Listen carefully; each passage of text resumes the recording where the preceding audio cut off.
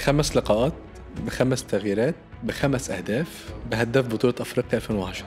الحمد لله ان انا الاجوان بتاعتي ما هي مش كتيره، بس الحمد لله مؤثره. كان في ناس كتير جدا معتقد يجيله ده راجل محظوظ. ساعات كده بتبقى المنتخب محظوظ بفتره كده، بيجمع لعيبه مع بعض كويسه في فتره معينه وبيبقى معاهم مدرب كويس. احكي لي عن الجيل ده معاك، يعني جيل 2010 والجيل الاهلي لحد 2013 اعتزال ابو تريكه، انت اكيد ليك حكاوي كتير مع الجيل ده. اي لعيب مهاجم بالذات يتمنى ان حد يكون موجود معاه زي ابو تريكه يعني.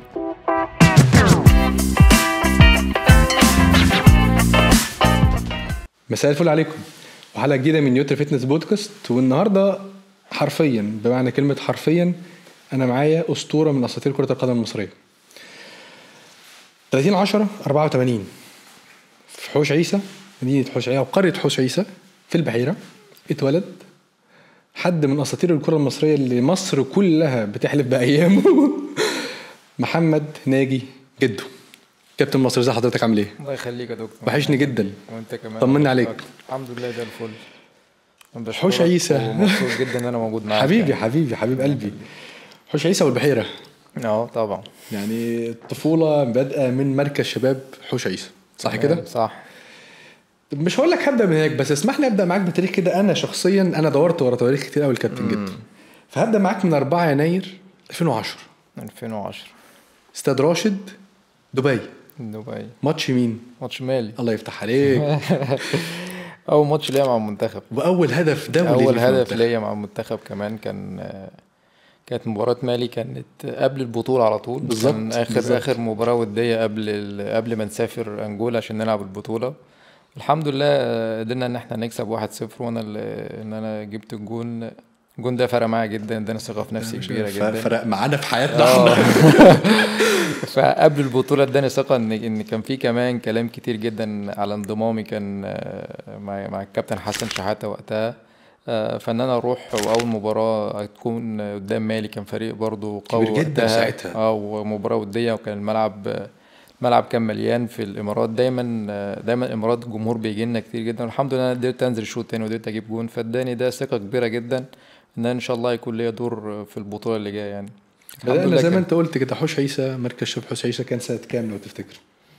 مركز شباب حوش عيسى يعني ممكن تكون سنة 2002 مثلا. بالظبط، 2002-2003 صح؟ بعد كده سنتين قعدنا رحنا نلعب دمنهور سنتين بعدين الاتحاد 5000 جنيه الأول. وكور أو 10 كور ولبس للمركز شباب عندنا. فكانت نقلة وقتها ان انا اروح الدمنهور. برضو ده المركز بتاعنا يعني. الدمنهور الحاجة الوحيدة اللي تلعب كورة يعني مسمعة يعني. العاب دمنهور كان ساعتها في الدرجة الثانية تقريبا، او كان في الدرجة الثانية. كنا بننافس ان احنا نصعد دوري ممتاز يعني. وصعد بعد كده، بعد ما مشيت بعدها بسنتين تقريبا 3 صعد دوري ممتاز يعني. فكانت نقله وقتها ان انا اخرج من مركز الشباب اروح لنادي بينافس في ما كانش بتحصل كتير عندنا في القريه او في المدينه في حوش عيسى يعني. فان انا اطلع انا وكان في واحد صاحبي معايا برضو، طلعنا احنا الاثنين مع بعض رحنا دمنهور. فكانت نقله بالنسبه لي كويسه جدا.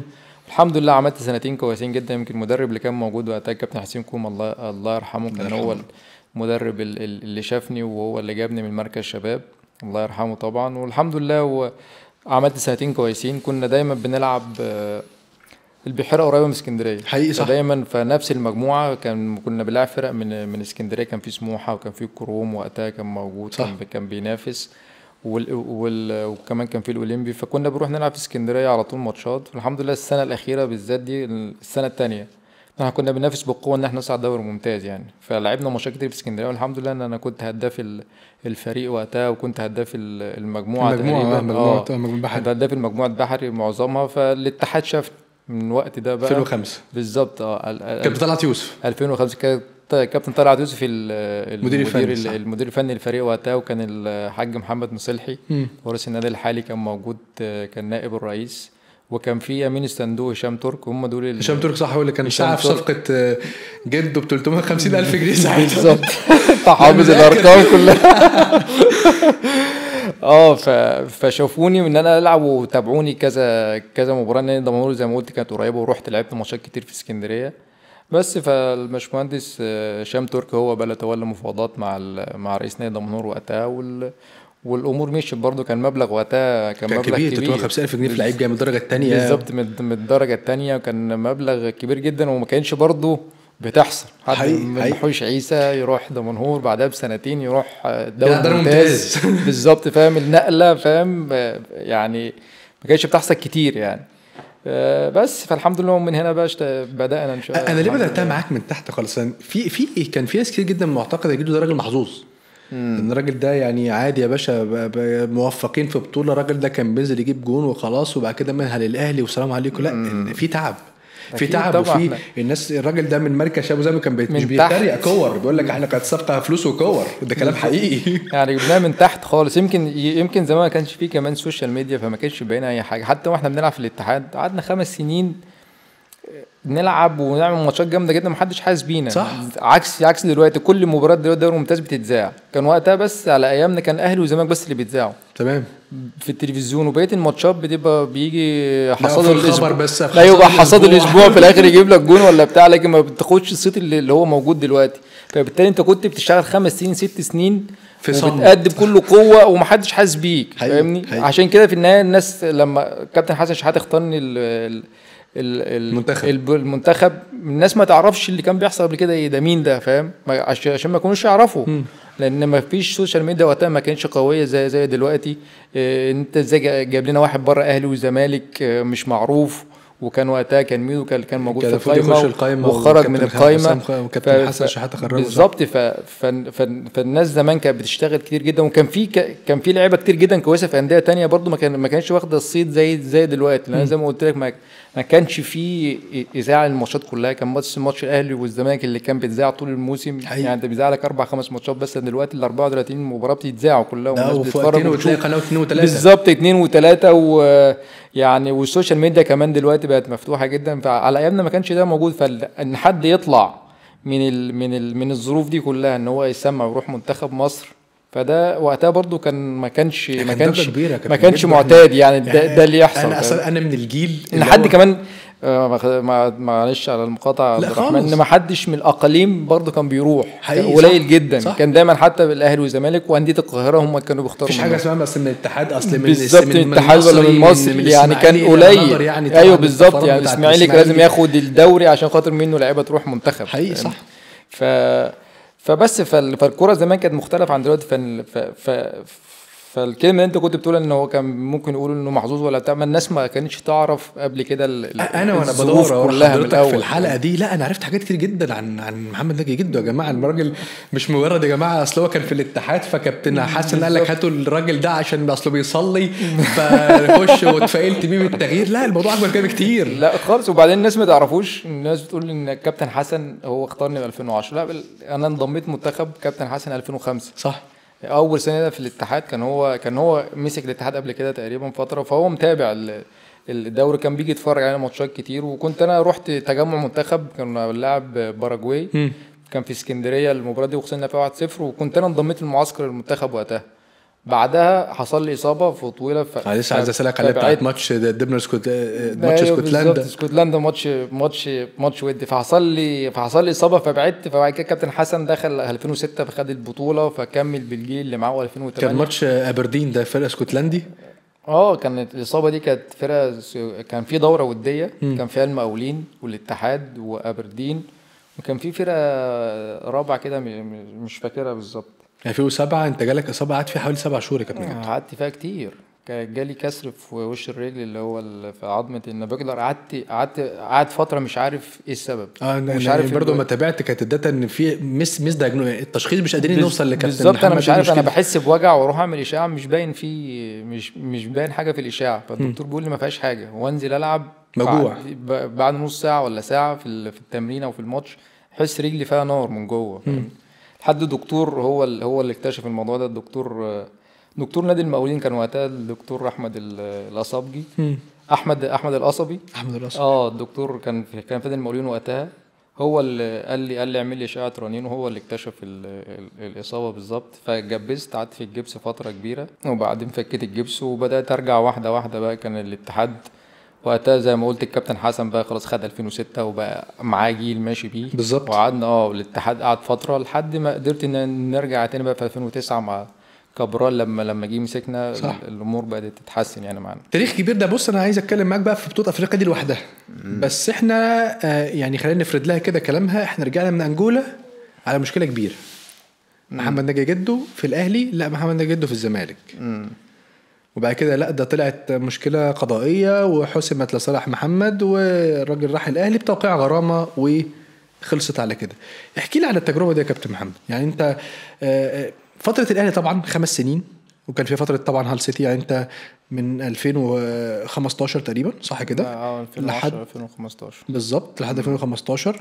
من 2010 سنتين او سنه ونص هال سيتي بالظبط، سنه تقريبا، سنه ونص. فبرضه دي فتره مهمه جدا. عايز اتكلم مع لعيب مصري راح انجلترا تشامبيونشيب، فرقه تقيله جدا برضه، فرقه مش بسيطه هال سيتي.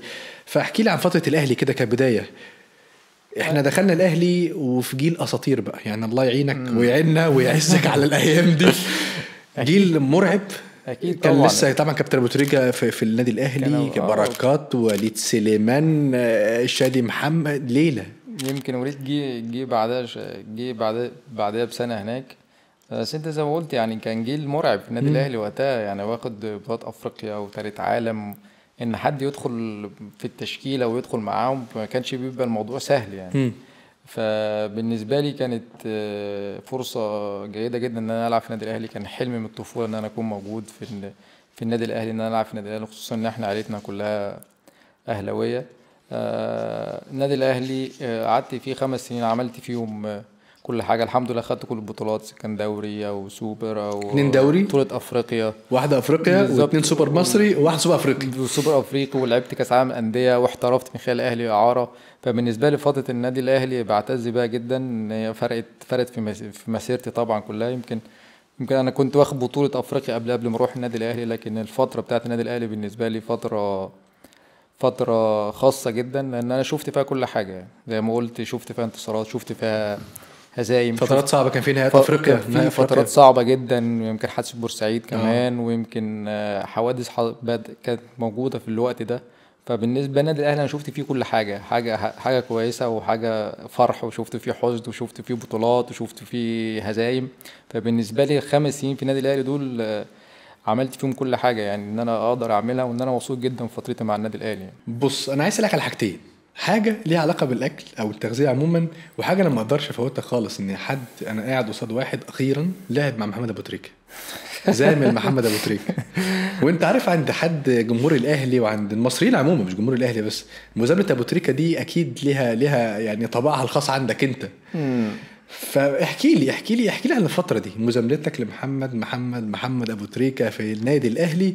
انت لعبت جنبه، احنا نصنف جده مهاجم مش جناح صح كده؟ بالظبط، يعني الاثنين، يعني بلعب مهاجم وبلعب جناح على حسب يعني. فتحتيك اسطى بقى كده جميل اسمه محمد ابو تريكه. اكيد طبعا، اي لعيب مهاجم بالذات يتمنى ان حد يكون موجود معاه زي ابو تريكه يعني. ابو تريكه من الشخصيات اللي انا فخور ان انا زميلتها في الملعب، سواء في المنتخب او في النادي الاهلي.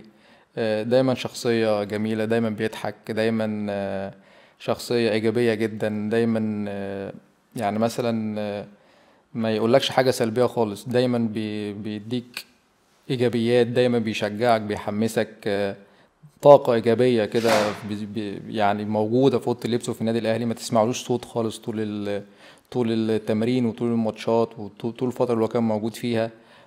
راجل محترم يعني، عنده مبادئ وعنده قيم متمسك بيها. انا فخور ان انا زميلته وان انا لعبت معاه في المنتخب وفي النادي الاهلي وشلنا بطولات مع بعض. فربنا يوفقه. 2013 بيترو اتلتيكو محمد ابو تريكه. اكيد طبعا، ابو تريكه كان مؤثر جدا في النادي الاهلي. راجل النهائيات يعني، ماتش الصفاقسي اللي في 2005 يعني خلاص الدنيا كلها كنا مروحين وخلاص، والدنيا فاهم كوره جات له بشماله وهو ما لعبش بشماله، لبست وراحت فاهم ونزلت وراحت فاهم انت. فالراجل يعني ما شاء الله يعني مهاره وخلق ويعني عالي في كل حاجه ما شاء الله. ربنا انت كان ليك برضه نهائي الترجي 2012 كان في جون، والترجي في الفاينل 2012 كان في رادس.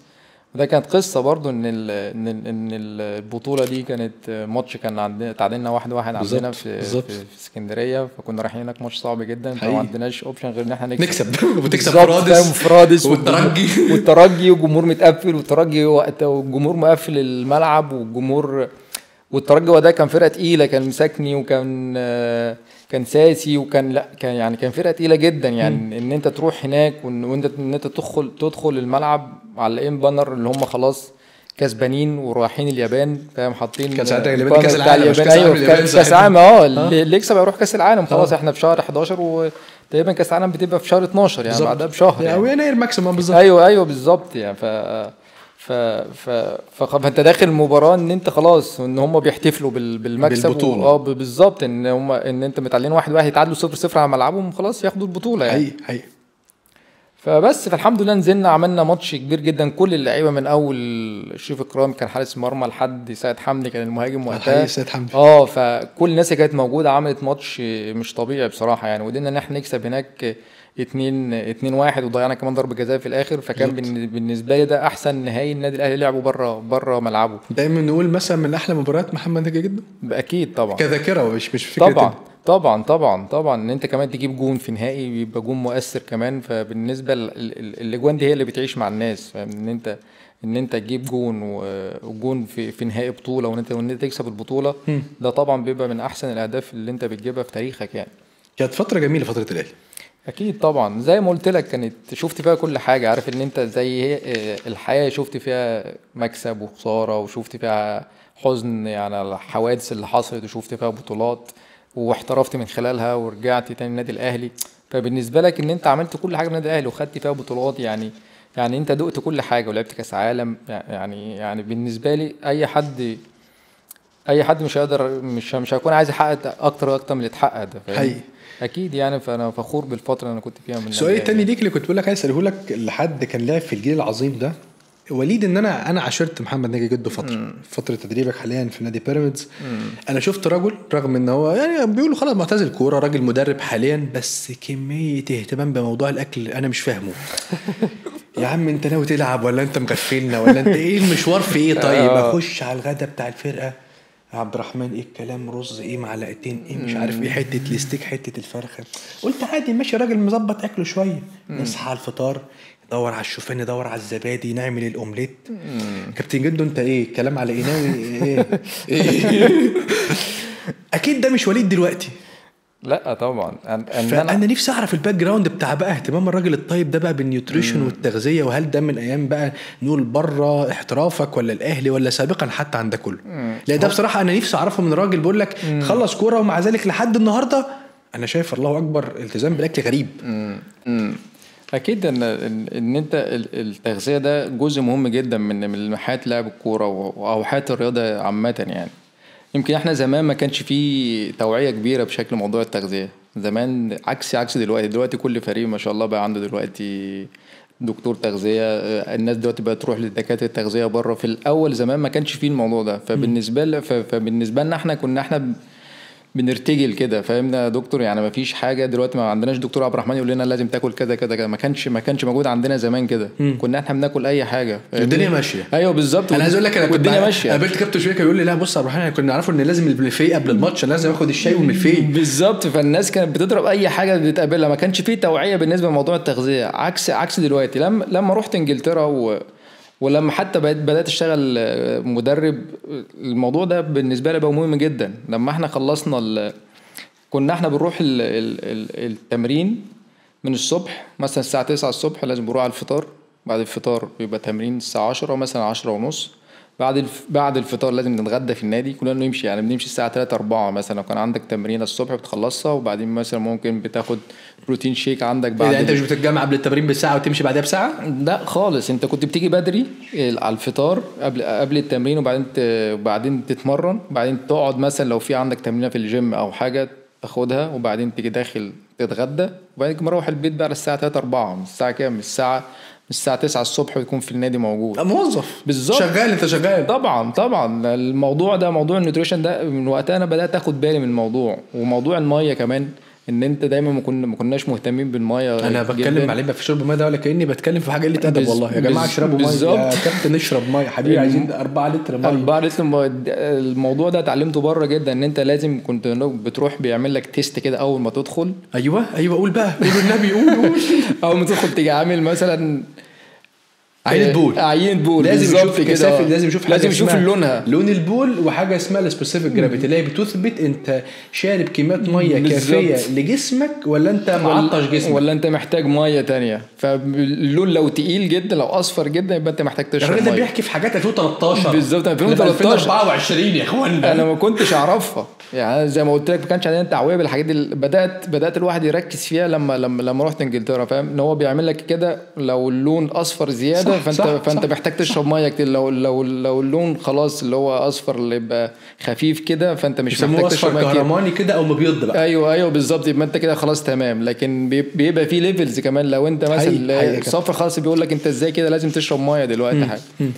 وبعدين اللي خلاني اخد بالي كمان من الموضوع ان احنا بعد ما خلصنا الموسم بيدونا كده مثلا الفتره اللي هي بتاعت اللي هي بين فتره الراحه اللي هي بعد الموسم ما يخلص لحد ما قبل فتره الاعداد. قبل فتره الاعداد بالظبط. فبيديك كده، ما بيديكش مثلا برنامج انت في ورقه كده انت عبد الرحمن روح اعمل كذا كذا كذا، لا بيديك زي مجلد كده عبد الرحمن مثلا كل يوم بالتمارين، بالنوع الاكل، بالوجبات انت تاكلها كم مره في اليوم. يعني اللي لفت نظر وقتها ان انت تحط بروتينات تمام، تحط كاربس كمان تمام، لكن انت اقول لك حط فات وكل فات دهون. بقول ازاي الدهون دي المفروض انت هتتخن؟ قال لا، مسألة قال لا، الدهون دي مهمه جدا لعيب الكوره عشان تحرق تديك طاقه اكتر، فاهمني؟ فانت لازم اكلك يبقى فيه كل ده. في ناس دلوقتي تقول لك ما تاكلش رز، ما تاكلش عشان تخس مثلا، ما تاكلش. لا بالعكس، الحاجات دي كلها جسمك محتاجها. لو انت حرمت جسمك منها مش هتقدر تواصل. حقيقي صح. فهتزهق، فترجع تاكل تاني، فترجع تبوظ الدنيا تاني، فاهمني؟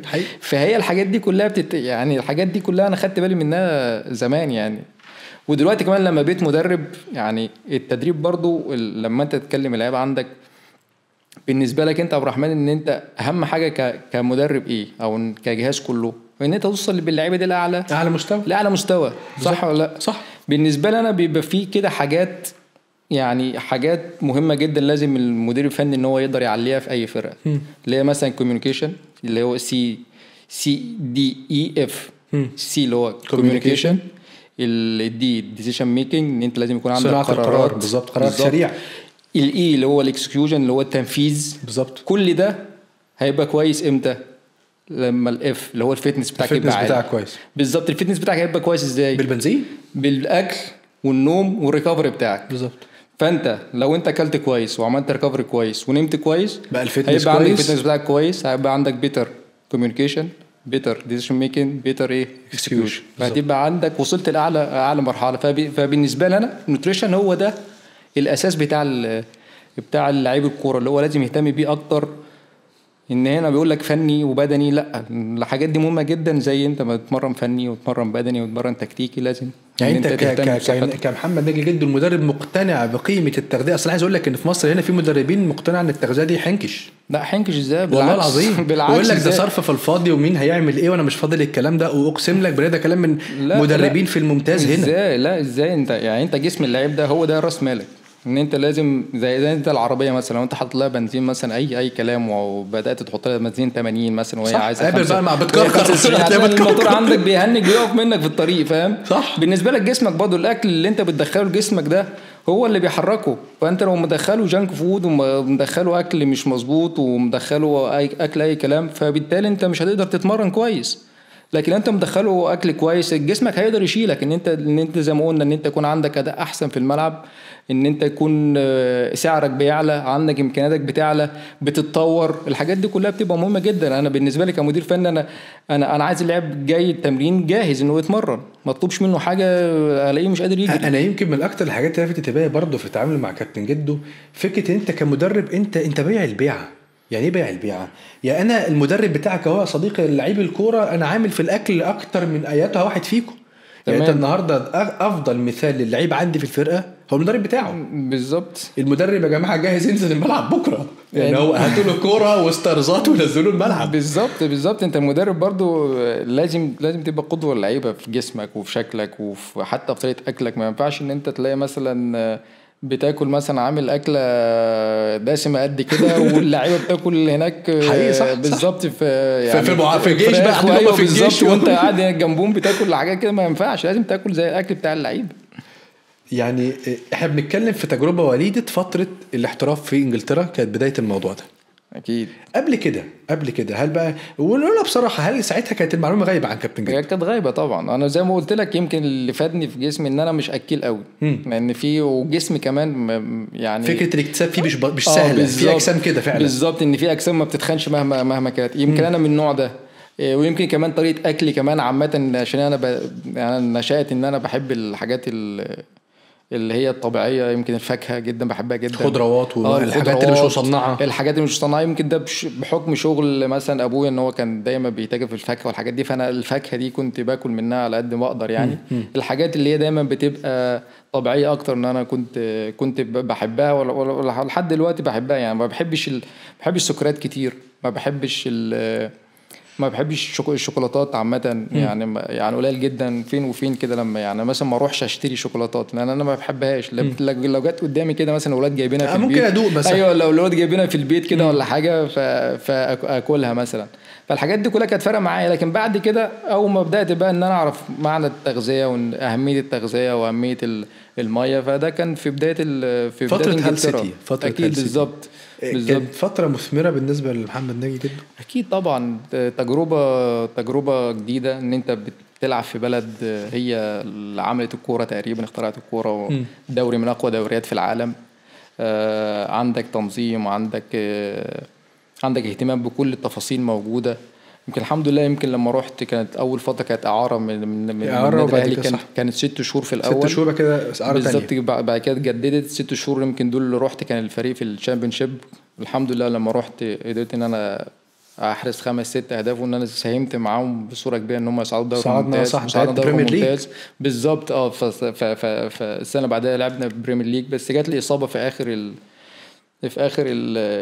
اخر الموسم كده تقريبا، فما لعبتش اخر مباراتين. بس الحمد لله لما احنا صعدنا طلبوا يجددوا مني يجددوا الاعاره تاني من النادي الاهلي حتى وانا مصاب يعني. يمكن رجعنا تاني. الاصابه دي هي اللي كانت موجوده في 2007 لان انا وقتها كنت انا جبست، لكن تقريبا العظم ما كانش لحم بشكل كويس. فلما رحت انجلترا الضغط التمارين والماتشات بدأ يحصل تاني كسر، فقال لي لازم تعمل عملية وقتها. التيمبو مختلف هناك. التيمبو مختلف الريتم بقى مختلف. الريتم مختلف. وانت لعبت اهلي يعني انت مش جاي مثلا انت لاعب اهلي ومنتخب مصر. الريتم مختلف، وان هم كمان الدوري فيزيكالي جامد جدا يعني، دوري بدني قوي جدا. الدوري الانجليزي مش سهل، مش اي حد يقدر يشتغل هناك. بيهتموا جدا بجسم اللعيب هناك. تلاقي جسم اللعيب ضرف الدولاب واقف هو بيجي هنا يقول لك ده ما ينفعش يلعب. ليه يا جماعه ما ينفعش يلعب؟ تقيل الله مش قادر يلف مش قادر. ليه يا جماعه؟ هناك العضلات دي مهمه جدا. ان هو اللعيب ده يعني انت بتبص هناك لا تلاقي اللعيب جسمه كده مشدود من هو صغير. فده اللايف ستايل بتاعه من هو صغير جدا، مهتم بالاكل ومهتم بالجيم، مهتم بكل حاجه لا بره الملعب. فاهمنا؟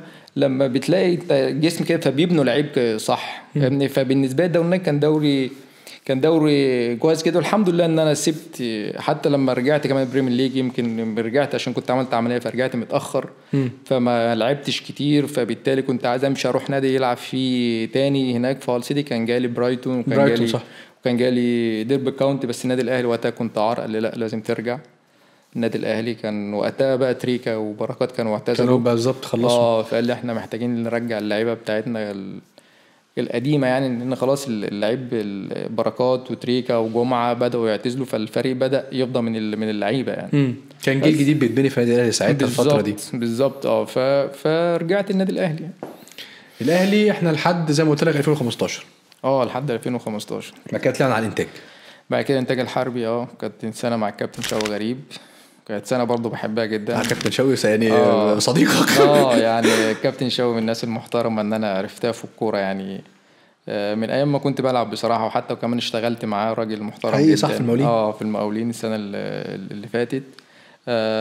راجل محترم راجل جدا. جميل يعني كابتن يعني شوقي. محترم، بيديك احترامك وبيديك وضعك. فانا شايف الكابتن شوقي كان السنه موفقه بالنسبه لي، والحمد لله ان انا قدرنا ان احنا نعمل موسم كويس. الانتاج ده السنه دي كان فنش في خامس تقريبا، كانت اول سنه لي في الدوري الممتاز، فعملنا سنه فعملنا سنه كويسه جدا، انا معتز بيها لحد دلوقتي يعني. بعد الانتاج على المقاولين سنتين في المقاولين. بعد الانتاج سنتين في المقاولين. برضو مع نادي المقاولين كان الكابتن وضع وقتها موجود، وكان نادي كبير ونادي عريق من اعرق انديه الدوري عندنا المصري، لعب افريقيا لعبت فيهم سنتين برضو، بالنسبه لي كانوا كويسين جدا. يمكن الاداره هناك محترمه جدا. باشمهندس محمد عادل راجل خبير في الكوره، وراجل ليه راي يعني. باشمهندس محسن صلاح برضو رئيس النادي من الناس المحترمه اللي بتحب الكوره. فسنتين برضو بالنسبه لي كانوا كويسين جدا يعني. ثم الجونه، مشروع الجونه اللي يعني اللي انا الناس كتير اعتبرته مشروع رائع. كابتن حسام غالي ونادر شوقي والباشمهندس، يعني الدنيا هناك كانت بالنسبه لك بيئه جيده للفتره دي في مسيره جده. اكيد طبعا. بالنسبه لي فتره الجونه كانت فتره بالنسبه لي مميزه جدا. زي ما قلت كان نادر شوقي وحسام غالي. يمكن حسام غالي جالنا في اخر سنه اولى، في اخر السنه الثانيه. كان في كمان خالد بشاره الله يرحمه. خالد بشاره كان هو اللي متبني المشروع ده. لكن بوفاته يعني الموضوع النادي اتأثر جدا بوفاة خالد بشارة. يمكن عدينا سنتين كويسين جدا. كان في شكل النادي الجونة أول ما طلع. كان أول سنة بالنسبة لنا كان احنا نقعد في الدوري. الحمد لله قعدنا بشكل كويس. كانت سنة مثمرة جدا للنادي الجونة. السنة الثانية بدأ بقى نجيب صفقات، بدأنا نشتغل، وكان في مشروع ماشي. يمكن زي ما قلت يمكن وفاة خالد بشارة أثرت جدا على المشروع ده. كان هو مهتم بالكورة جدا، وكان هو حابب ان الجونة دي توصل لمكان، وان هو توصل لمشروع كويس. لكن في النهاية بعد ما مات الاهتمام قل شوية بالكورة، فالدنيا ما بقتش أظرف حاجة. يمكن النادي كمان بعدها بسنة أو سنتين نزل درجة تانية، والحمد لله دلوقتي بدأ يرجع دوري ممتاز، وبيقدم مستويات كويسة السنة دي يعني بالنسبة له بعد العودة يعني. هقول لك تكست كده وقول لي هتفتكر الكلمتين دول ولا لا. أشعر أن هذا هو الوقت المناسب للاعتزال. الحمد لله، مسيرة رائعة كانت أكبر بكثيرا مما أتخيل، متميزة جدا بكل لحظة، محظوظ أني حققت كل هذه الأحلام، ولكن هذا لم يكن ليحدث لولا تشجيعكم لي. أنا الآن جاهز لرحلة جديدة في حياتي، وشكرا جميعا لكم. محمد نجي جدو. يمكن دي كانت رسالة الاعتزال اللي بالنسبة لي كانت آخر ماتش لي كان مع يناير 2021. يناير 2021. يمكن حسيت وقتها ان كانت مش سهل جدا ان انت تعمل اعتزالك، خصوصا ان حد لعب كوره وحب الكوره بشكل جدا. بتبقى لحظه صعبه جدا ان انت خلاص ان انت بتسيب الكوره وبتسيب حياتك اللي انت عشتها 20 سنه دايما عندك تمارين وعندك ماتشات وعندك ضغط. فبالتالي ان انت تاخد قرار ان انت تبعد بيبقى من اصعب القرارات ان هي ممكن تعدي عليك في حياتك يعني. لكن في النهاية هي دي سنة الحياة يعني، سنة الكورة. حسيت وقتها ان الوقت ده هو الوقت المناسب للاعتزال. يمكن كانت الكورونا ساعتها برضو تعبتك شوية. وقتها الكورونا كانت موجودة، وكانت القيود كانت كبيرة جدا في الفريق، وقعدنا فترة كبيرة ما بنلعبش، والدوري ما كانش مظبوط. فأعتقد ان كان في وقتها فتره كده من عدم الالتزام في الكوره وعدم الانتظام. فهو ده اللي عجز ان انا اخد قرار الاعتزال. لكن في النهايه الحمد لله يمكن مبسوط باللي انا حققته. الحمد لله انا سبت بصمه، هو ده الاهم بالنسبه لي. ده تاريخ. انت بقول لك انا اخيرا قابلت حد من جيل الاباطره. الحمد لله. يمكن في النهايه هو ده المهم في اي باشا. عايز تهده هات له جده بقى. كابتن محمد انت جه فتره كان في ايه يا عم، انت فاكرني محمد نجي جده يمكن الحمد لله. يمكن ده الاهم بالنسبه لي يا عبد الرحمن، ان انت جيت الحياه لحاجه، وان انت بتسيب بصمه في شغلك، وان انت بتسيب بصمه بعد ما تعتزل الناس تفتكرك بيها. الحمد لله ما عملتش مشاكل مع حد، والناس لما بتشوفك بتفتكر ايام جميله بالظبط، وبتبقى مبسوطه، وانت كمان بتبقى مبسوط. هو ده بالنسبه لي كانت الرساله ان انت تلعب كوره يعني، مش ان انا العب كوره وبطل ومحدش يفتكرك. بالنسبه لي ده كان اعظم حاجه حصلت يعني. الحمد لله ان انا بطلت كوره، وفي بصمه قدرت ان انا اسيبها الناس تفتكرني بيها يعني. هسالك برضو على تاريخين يعني. 31 يناير 2010 ملعب 11 نوفمبر في انجولا. ده الفاينل. ايوه الفاينل. وتاريخ بتاع رادس نهائي الترجي 2012. هنا 2012. جون وهنا جون. احكي لي على الاثنين دول بالله عليك، عشان دول انا كمشجع وكحياة كده دول حاجه، وكونهم من جده بالتيمه دي كلها والسيناريو بتاع الجون بتاع ماتش الفاينل والرولات والخد في البعيد. قول لي لا يمكن الحمد لله زي ما قلت ان انت بتجيب جوان في النهائيات، هي ده بالنسبه للناس تفضل تفكرك بيها يعني. يمكن في هدافين كتير بيجوا مثلا بيجيب لك 100 جون، بس تلاقيه جايب مثلا 99 منهم مثلا كسبان 4-0 وهو جايب الجون الرابع اللي هو مثلا جون ما بيبقاش ليه تأثير جدا. فالحمد لله ان انا الجوان بتاعتي ما هي مش كتيره، بس الحمد لله مؤثره. يمكن في اعتقد 34 جون مع المنتخب في بالظبط يعني كان 34 مباراه وجبت 20 جون تقريبا دوري مع المنتخب. بس الحمد لله بيبقى جوانك زي انت قلت كده في فاينل الناس يفتكرك بيها. يمكن كانت الاول تاريخ انت ذكرت 31 يناير 2010 كان ده مباراه الفاينل مع غانا بالظبط. كانت مباراة صعبة جدا 11 نوفمبر في أنجولا. يعني كانت مباراة صعبة جدا. يمكن ده أول مباراة كنا خرجنا منها من المدينة اللي احنا كنا نلعب فيها لحد الفاينل بتوصل كنتوا تلعبوا في العاصمة. لعبتوا في دكار تقريبا كنتوا؟ لا دكار دي السنغال تقريبا. لعبنا في أنجولا كان مش عارف بلد اسمها ايه كده، كانت بعيدة عن العاصمة شوية. فبعدين رحنا العاصمة اللي هي المباراة النهائية لواندا بالظبط. ايوه لواندا صح. ماتش لواندا صح. 11 نوفمبر ده في لواندا. ايوه بالظبط كده. فروحنا هناك كانت اول ماتش نلعب ملعب تاني كان مختلف. يمكن ملعب كنا بنلعب عليه في الاول اللي هو في المجموعه والقبل النهائي وكوارتر فاينل كلهم كان في ملعب واحد وكان ملعب كويس. لما رحنا هناك ملعب كان صعب شويه، كان ملعب كان تقيل. يمكن احنا كمان جايين سفر واعمار فرقتنا منتخبنا وقتها كان الجيل ده بقى له 3 بطولات متتاليه مقارنه باعمار منتخب غانا وقتها كان اصغر. بالظبط كانوا اصغر كمان. ويمكن في 2010 هم لما راحوا كاس العالم عملوا كاس العالم. ايوه وصلوا قبل النهائي، وصلوا في دور 8 ودور حوار ضربه الجزاء بتاع سواريز بالظبط. كان زمان دور 4 كان زمانهم بالظبط في قبل النهائي يعني. فكان منتخب قوي جدا ان انت توصل للنهائي معاه، وان انت الماتش بدأ يصعب عليك يعني. الشوط الثاني الماتش بقى صعب جدا. احنا مخنوقين خلاص. منتخب غانا بدأ هو لياقته كانت اعلى مننا، احنا بدأنا نرجع لورا ومنتخب غانا بدأ يضغطنا. فكان خلاص احنا لو كنا وصلنا الاكسترا تايم وقت اضافي يعني فاهم. فما كان هيبقى تهيألي صعب ان احنا كان ممكن نكسب البطولة دي. بس فالحمد لله نزلت الشوط الثاني. يمكن اول ما نزلت زيدان جالي قال لي العب معايا، اول كوره ما تجيلك تعالى والعب معايا. هو زيدان كان مهاجم فكان هو معزول خالص قدام واحنا كلنا راجعين ورا، ما كانش في كوره بتجيله فاهمني. كان الكوره بتجيله كلها طويله فجر بقى، فما كانش في حد حافل ورا. ايوه بالظبط. وهم واحنا بدانا خلاص نرجع لورا، فخلاص الماتش ماشي في سكه غانا خلاص يعني.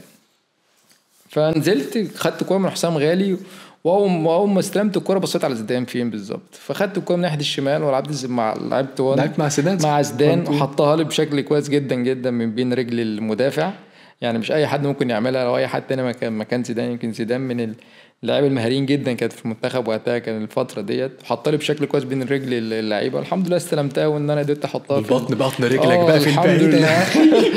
الحمد لله في البعيده ودنا الحمد لله ان احنا نكسب المباراه. يمكن الجون ده لو كان اتاخر شويه او زي ما قلت لك ان احنا دخلنا اكسترا تايم كان ممكن الموضوع يصعب علينا بشكل كبير جدا. لكن الحمد لله توفيق ربنا كان هو 5 لقاءات ب5 تغييرات ب5 اهداف بهداف بطوله افريقيا 2010. يعني انا عايز اقول لك قصه سينمائيه ان انت لو جيت تحكيها عايز اقول لك انت دي سامعها يا ابني فين الروايه دي. ان انت كمان احتياطي وكل الماتشات كمان، وان انت تاخد هداف البطوله وتجيب الفاينل في النهائي. ده مش هقدر اقول حاجه غير ان هو توفيق من ربنا طبعا ومساعده الزملاء في الملعب اكيد طبعا. انا ما كنتش احكي لي عن الجيل ده معاك يعني جيل 2010 والجيل الاهلي لحد 2013 اعتزال ابو تريكه. انت اكيد ليك حكاوي كتير مع الجيل ده طبعا. جيل تقيل بمعنى الكلمه عبد الرحمن. هل برضو عشان ما اقطعكش، هل الناس دي عدم وجودها في الكرة المصرية دلوقتي ده ادى الى هقول لك فقرها مثلا؟ هل الجيل ده كان مثري للكرة المصرية فانت النهارده عندك معاناة في جودة المنتخب زي ساعتها؟ يمكن زي ما قلت يا دكتور عبد الرحمن ان انت بتبقى محظوظ دايما ان انت بتجمع في وقت ما لعيبه جيده جدا في كل الخطوط، سواء من اول حضري مثلا كان موجود، عبد الواحد السيد كان الاحتياطي بتاعه، مين تقال جدا، كان عندك هاني سعيد، فتح الله، عبد الظاهر السقا، وائل جمعه، فاهم، كل واحد يوم بفرقه، كل واحد من دول يوم بفرقه بالظبط. احمد فتحي، بكات المحمدي، سيد معوض، عبد الشافي في نص الملعب، حسام غالي، حسني عبد ربه، احمد حسن، محمد شوقي، قدامه بتريكا، قدامهم عماد متعب، عمرو زكي، وزيدان وعمرو زكي، زيدان، وكان فترات ميدو. فانت شفت الاسماء، في واحد اسمه رايق جدا ايوه بالظبط، فاهم. فانت شفت الاسماء اللي بقول لك عليها ديت، يعني اسماء كمان لعيبه كويسه جدا، لعيبه شخصيات كويسه جدا، فكل دول اتجمعوا في وقت واحد مع مدير فني برضه قوي جدا، كابتن حسن شحاته، فاهم. فالتوليفه كلها والكيمياء كلها كانت ماشيه مع بعض. زائد ان منتخب كان بيحب فعلا منتخب بلده جدا، بيحب بلده جدا وعايز يحقق بطولات، فبالتالي كان عندك، ولا كنا بنصحى الفجر كلنا، كنا بنصلي الفجر كلنا جماعه في البطولات كلها. كان كل مباراه مثلا بعد ما نكسبها، كان كل مباراه ان احنا نذبح. وقتها كان بنبقى بره وبنوزع على اهل القريه اللي احنا قاعدين فيها وحوالين الفندق اللي احنا قاعدين فيه. فالحاجات دي كلها بتجيب لك توفيق ربنا، ومع شخصيات كويسه، مع لعيبه فنياتها كويسه جدا زي ما انت بتقول بالظبط. مهم جدا شخصيات. على فكره في ناس ما بتعتقدش بالكلام ده، كابتن جدو يقول لك ده دروشه. لا يا جماعه، التوفيق بتاع ربنا ده وليد ان الناس دي كلها نفوسها كانت سويه وعلى طبعا. قلب رجل واحد. واللعيبه دي بتخاف على بعض، يعني في جمله كده في اوضه اللبس، احنا لازم نخاف على بعض، اللي غلط هنشيله، وانت مش انا مش ضدك ولا انت ضدي، انا وانت اخويا في الملعب. يعني هي لعبه جماعيه، اللعبه الجماعيه والتيم وورك ده كله لازم يشتغل، وكله لازم يبقى في ظهر زميله. فما ينفعش ان انا اروح بهاجم وما فيش مدافعين بيدافعوني، ما انا كده اخسر. وما ينفعش ان انا دافع وما فيش مهاجمين بيجيبوا جوان، فانا كده فاهم انت مش هعرف اكسب. فبالتالي كلها هي لعبه جماعيه، كل واحد ليه دور بيأديه، ولو عايز تعمل حاجه زياده اعملها، بس بالتالي ان انت لازم تعمل دورك الاول. فده اللي كان بيحصل، كل لعيبه مركزه في دورها، كل لعيبه عايزه تعمل حاجه، كل واحد بيشوف شغله بشكل كويس جدا. فزي ما قلت لك كانت فتره مميزه جدا. منتخب كان يمكن حظنا الحاجه الوحيده اللي احنا ما عملناش ان احنا ما وصلناش كاس عالم بالظبط. فهو ده بالظبط، فيمكن نكون وصلنا كاس عالم كان ممكن نعمل اداء كويس، لكن في النهايه الجيل ده بالنسبه لي هو جيل يعني مش هيتكرر تاني في تاريخ. فرقوا عن الجيل الحالي، انت شايف فرق بين الجيل السابق اللي لعب فيه جده لحد 2010 والجيل الحالي اللي صحيح وصلنا كاس عالم، بس يمكن ناس تعترض شويه على الكواليتي، ناس في وجود اساطير برضو حاليا بقياده صلاح ومحترفين بقى كتير في في في في, في, في, في فتره ما كانش فيه عيني ساعتها فكره الاحتراف في الجيل بتاعكم. هل في فعلا انت شايف ان الاجيال دي متفاوته خالص عن بعض؟ لا، هو الاجيال كلها دايما بيبقى كل جيل ليه حكاياته. يعني ما ينفعش تقارن مثلا جيل دلوقتي بجيل 90، ما ينفعش جيل 90 بجيل 2006 2010. فكل حاجه بيبقى لها توقيتها، وكل حاجه بيبقى لها حاجاتها، وكل حاجه بيبقى لها مبرراتها، وكل حاجه بيبقى لها ظروفها، فاهمني. بس المنتخب بتاعكم ده مصر التفت كلها، يعني بالظبط كان معلق قلوبنا بيه يمكن بالزبط. اكتر من الفترات الحاليه بالظبط، لان انت خدت 3 بطولات ورا بعض، محدش يقدر، ما فيش منتخب عملها. كنا افريقيا المغرب ايوه بالظبط 2008 و2010 ورا بعض. انت في كل بطوله داخل ان انت تقول هخرج من الدور الاول، فانت بتوصل نهائي وبتاخدها. برنس برضو كابتن حسن. ايوه بالظبط، فاهم انت اللي هو برضو عمل حاجات ما بتحصلش، وان انت تلعب ماتش مع البرازيل تكسر الدنيا، وان انت تكسب ايطاليا بطل تكسب ايطاليا بطل العالم في كاس القارات. فانت الجيل ده عمل انجازات خلت الناس تتعلق بيه، فاهمني. لكن الجيل دلوقتي اللي موجود انا شايف انه جيل جيد جدا، جيل عنده فرصه كبيره ان هو يقدر يحقق بطوله افريقيا اللي جايه في 2024. عندك محمد صلاح، بالنسبه لي محمد صلاح ده احسن لاعب جه في تاريخ مصر حقيقي. يعني بالنسبه لي كانجازات وكلاعب وككل حاجه، مستوى واستمراريه وعقليه وكل حاجه. وعندك برضو لعيبه تانية كويسه جدا قادره ان هي مرموش ماشي بشكل كويس مع في البوندسليجا هناك مع فريق فرانكفورت. انت تريزيجيه ماشي كويس في تركيا، مصطفى محمد في فرنسا ماشي بشكل كويس جدا، النني في ارسنال شغال، حجازي. عندك اللعيبه كلنا ما عندهمش مانع، ما عندهمش مشكله ان انت تقدر تكسب. لكن في النهايه هم مش محظوظين برضو لحد ما يمكن وصلوا النهايه مرتين. النهايه اللي فات بتاع افريقيا برضو كان والتصفيه الاخيره بتاعت كاس العالم، و2017 برضو وصلوا النهايه وخسروا من الكاميرون بالظبط. فالناس بتحاول وبتعمل، وان شاء الله يا رب البطوله الجايه دي ممكن يقدر يكسبوها يعني ان شاء الله. يعني اغلى جون في تاريخك او في مسيرتك انت تعتبره جون النهائي، ولا الجون الترجي في الاهلي، ولا جون ثالث خالص؟ والله هم بالنسبه لي يمكن هو جون المنتخب، يعني المنتخب ده ان انت البلد كلها حواليك، يمكن في الاهلي يمكن جمهور الاهلي بس فقط اللي فرح بالظبط، لكن انت لكن انت في المنتخب وانت تجيب جون وجون بطوله والجون الوحيد، فبالنسبه لي ده انا عايز كان اقول لك والله انت مش عارف انت عملت فيا ايه ساعتها. بالظبط. فده بالنسبه لي اغلى جون طبعا جبته يعني في فاينل 2010 يعني. لو نصيحه للشباب، انت النهارده جده كان لعيب كوره كبير والنهارده هو مدرب وبرضه بيسعى بخطوات ان هو يبقى الموضوع ده بالنسبه له بشكل احترافي، انت هتقابل شباب الشباب دول هتوجه لهم نصيحه من ناحيه التقدم ليهم ازاي؟ نصيحه كرويه، نصيحه طبيه، صحيه، تغذويه. اديني رايك في فكره ان انت يعملوا الصغيرين الشباب القادمين دول.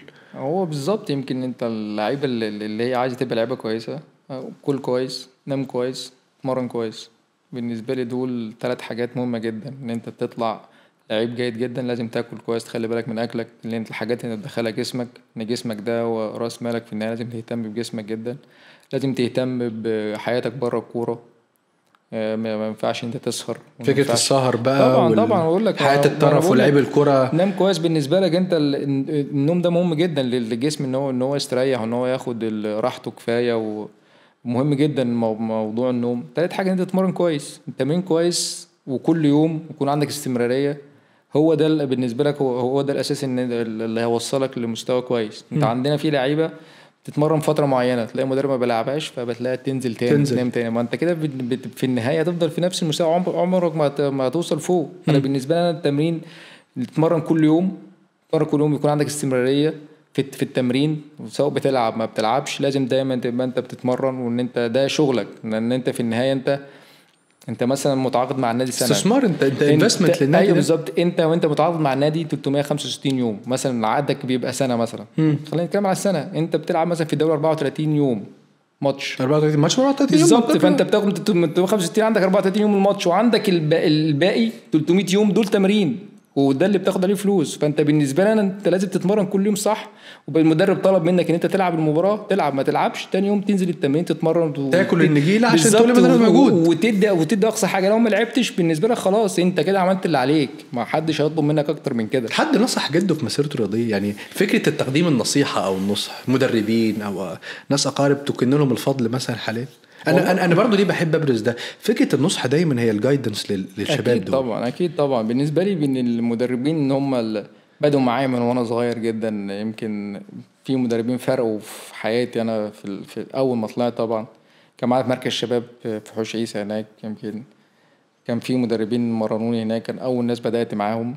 يمكن بدات كمان في سن كبيره شويه، يعني انا كنت دايما مهتمين بفكره الدراسه وان انا اذاكر. بالنسبه لنا احنا هناك في البلد يعني الكره دي مضيعه وقت، الكره كمان مضيعه وقت، وايه ما شافوش حد بيوصل. ما شفناش انت اللي بدات المشوار. انت يعني انت هتعمل ايه يعني؟ فاهمني؟ في النهايه انت اللي باقي لك دراستك وخلاص، هو شغلك في النهايه. ما كانش حد متخيل ان انت توصل لكده. عشان بقول لك لما كان في سنتين وطلعت ما كانش بتحصل كتير، فبالتالي فانت ما كنتش اصلا، ما كانش حد بيزقك ان انت تبقى في الموضوع ده. ان انت اشتغلت ورحت وكان مهتمين بالدراسه. وكان حتى لما بيشوفني بلعب في الشارع كان بيقول لي روح ذاكر، عندك مذاكره وعندك مدرسه بكره.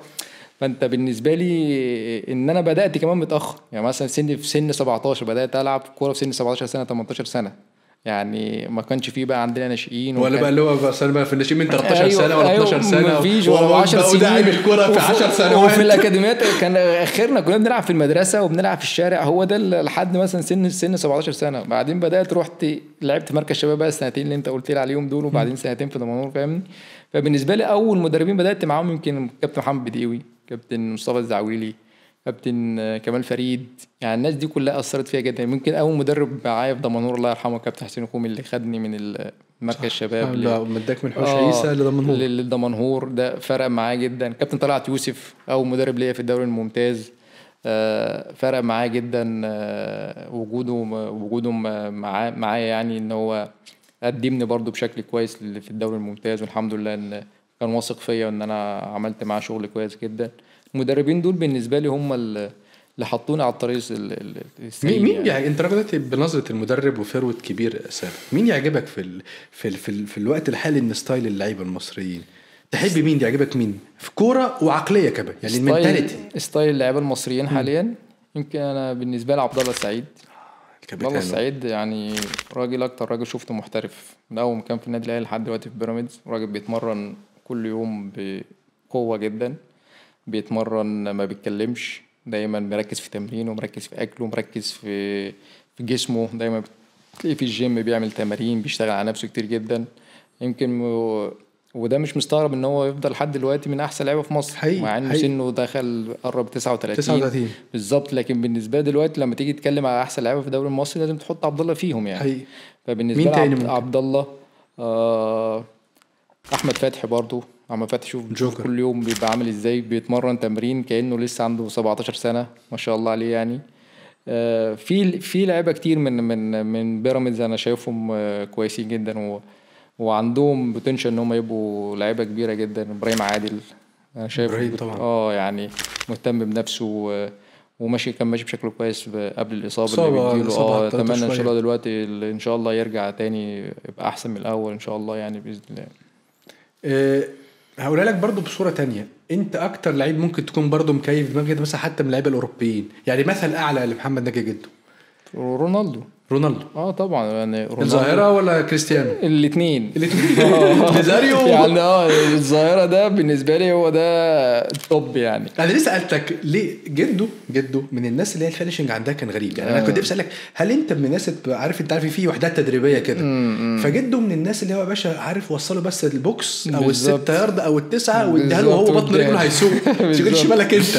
الفينيشنج ده كان موهبه ولا تمرين برضه؟ عذرا في ذلك السؤال يعني. الاثنين بيبقوا مع بعض، ما ينفعش انت تكون موهوب بحاجه وما تتمرنش على لازم. احنا عندنا ازمه في الافيكاسي في مصر حاليا في فكره قطاع الهجوم يعني. انت المهاجم عشان يجيب جون بيضيع 18 جون، انما انت جده اديله 3 في 2 جون والثالثه ممكن تبقى جدي في العارضه بالظبط. هي بتبقى موهبه وبتبقى تمرين يعني. انت يعني ما ينفعش الاثنين يعني. لو عندك موهبه لازم تنميها وتطورها بالتمرين. لو ما مرنتهاش هتروح منك، مش هتعرف تجيبها يعني. لكن بالنسبه لي انا لازم يبقى الاثنين، لكن تمرين اكتر. لكن انت زي ما قلت احسن لعيبه بالنسبه لي رونالدو الظاهره ده بالنسبه لي هو ده التوب يعني. اللي انا طلعت على الفيديوهات بتاعه وكريستيانو رونالدو بقى في كل حاجه تانية يعني لحد دلوقتي. بالظبط لحد دلوقتي زي كل الحاجات اللي احنا كنا بنتكلم فيها في رونالدو عاملها سرعه، لياقه، فينش، منتاليتي، عقليه، نيوتريشن، رياضه، يعني كل حاجه. الايدل بتاع لعيب كوره لازم يبقى موجود لازم تبص رونالدو. لو انت عايز مثال واحد للاعب كوره قدم اللي هو دلوقتي، انا كنت بشجع ريال مدريد. كنت دي ليه؟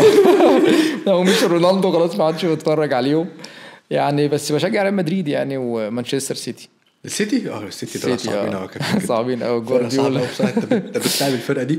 بس ماتش الفيلا الاخير ده كان بالنسبه لي برضو ان يعني مشروع، وده كانت برضو فكره المشروع ان انت الناس دي قادره تقود المنظومه دي بلعيبه. انت ممكن تكون مش كل العالم عارف اللعيبه دي، ولكن زي ما انت بتقول فيزيكالي الناس دي حاضره، كوتش الناس دي 100% دايره منظومه اكل، تغذيه، تمرين، لياقه، ريكفري، الحاجات دي يا عبد الرحمن بره اساسيات يعني. دي ما تتكلمش فيها. ده انت بينا كده رايح التمرين يعني رايح التمرين في ملعب. هناك الحاجات دي بالنسبه لهم هو لازم يبقى فيه. هو ينفع تتمرن من غير ملعب؟ لا طبعا مش. لا انت رايح تلاقي ملعب موجود، فكده الحاجات دي لازم تبقى موجوده برضه يعني. هتلاقي بتاع التغذيه يعني وهتلاقي الجيم وهتلاقي البدني وهتلاقي التاهيل وهتلاقي انت بتبقى تريننج جراوند كامله. بيبقى عندك ملعبين 3 جنب بعض، عندك الجيم بتاعك، عندك المطبخ بتاعك، ما ينفعش الشيف بتاعك والاكل اليومي، فطار وغدا بالظبط. فانت كل حاجه في مكان. انت عندك مدينه متكامله موجوده. كل ده بيخدم اللعيب ان انت في النهايه تطلع. شايف الانفستمنت ده ممكن يحصل في مصر يعني؟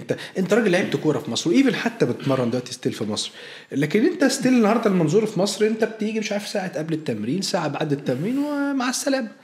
فكرة المنظومة المتكاملة اللي تسعى ان اللعيب المصري يبقى في توب ليفل زي صلاح، زي النني، زي مرموش اللي هم اصلا عايشين ده بره، هل ده ممكن يتنفس في العقلية المصرية هنا كابتن جدو؟ انا شايف ان الامور بدأت تتحرك شوية عن الاول يعني. زمان زي ما قلت لك ما كانش فيه اي توعية باي نوع من الموضوع ده، لكن دلوقتي بقى فيه اهتمام بحاجات كتير. لسه ما وصلناش للمستوى اللي احنا عايزينه، لكن ماشيين فيه يعني مع الوقت ومع الناس بدأت تبص الناس اللي بره عاملة ازاي، بتشتغل ازاي، الناس بتطلع تشوف ودلوقتي الدنيا بقت مفتوحه. فاعتقد ان احنا هنبدا نتحرك في الخطوات دي ان شاء الله يعني. يمكن عندنا في بيراميدز شغالين بشكل كويس. انت متابع، انت ممكن الدكتور بتاع التغذيه بتاع الفريق فانت عارف الاهتمام بالقطاع ده بيبقى عامل ازاي. طبعا فكره وجود الشيفات معانا وفكره تحضير الطعام للعيبه وفكره السبلمنتس والريكفري والدرينكس والحاجات دي كلها دي بتبقى بتكمل. طبعا دي لازم تكون بتكمل، والاهتمام بالوزن دايما اللي الكوتش بيسالك عليه دايما.